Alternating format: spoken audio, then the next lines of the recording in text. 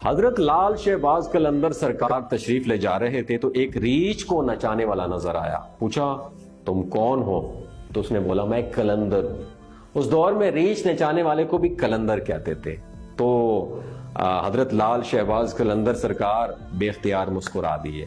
یہ بات اس ریچھ والے کو پسند نہ آئی. کہنے لگا آپ کون ہو؟ فرمایا میں بھی قلندر ہوں. کہنے لگا آپ کیسے قلندر ہیں نا؟ آپ کے پاس نہ ریچھ ہے نہ ڈگڈگی، تو تماشا کیسے دکھائیں گے؟ فرمایا پہلے تم دکھاؤ، بعد میں تماشا دکھاتا ہوں. ریچھ والے نے ڈگڈگی بجائی اور ریچھ کھڑا ہو کر ناچنے لگا. اس نے کہا اب آپ کی باری ہے، آپ بھی تماشا دکھاؤ.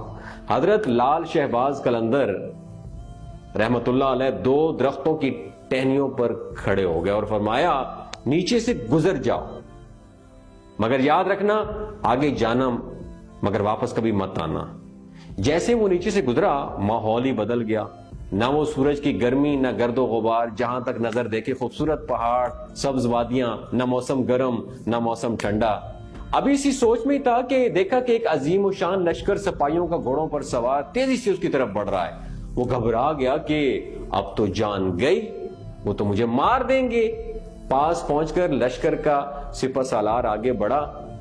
اس سے پہلے کہ وہ کچھ کہتا، سپہ سالار بولا بادشاہ سلامت، آپ کہاں غائب ہو گئے تھے؟ آپ کی سلطنت آپ کا انتظار کر رہی ہے. اور ملکہ عالیہ، اس کا تو رو رو کر بہت برا حال ہو گیا ہے. اب وہ حیران و پریشان شاہی گھوڑے پر سوار ہو کے ساتھ ہی چلا گیا. جب محل پہنچا تو عظیم الشان عمارت دیکھ کر حیران. اندر داخل ہوا تو خوبصورت ملکہ گلہ شکوہ کرتی اس کے ساتھ لپٹ گئی. کہاں رہ گئے تھے آپ؟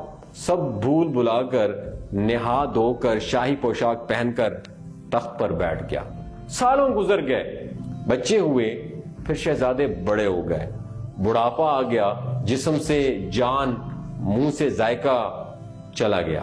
ایک دن اپنی سلطنت میں دریا کے کنارے بیٹھے خیال آیا کہ آخر ہوا کیا تھا میرے ساتھ. اسی جستجو میں وہ وہیں پہنچا جہاں پر لشکر تھا. تو دیکھا کہ وہ درخت ابھی وہاں پہ موجود ہیں. سوچا چلو دیکھتے ہیں، اور درخت کے بیچ سے وہ گزر گیا. ماحول ہی بدل گیا. وہی وقت، وہی مقام، سامنے اس کا ریچھ اور ڈگڈگی پڑی ہوئی تھی، وہی گرمی، وہی گرد و غبار. پیچھے دیکھا تو حضرت لال شہباز قلندر رحمت اللہ علیہ سرکار کھڑے تھے. اس کی حالت غیر ہو گئی. بولا جناب میری سلطنت، میری ملکہ، میرے شہزادے کہاں گئے؟ تو آپ نے فرمایا سب تماشا تھا. کیا کہوں، زندگی کے بارے میں ایک تماشا تھا عمر بھر. میں ہوں ہومیو فزیشین ڈاکٹر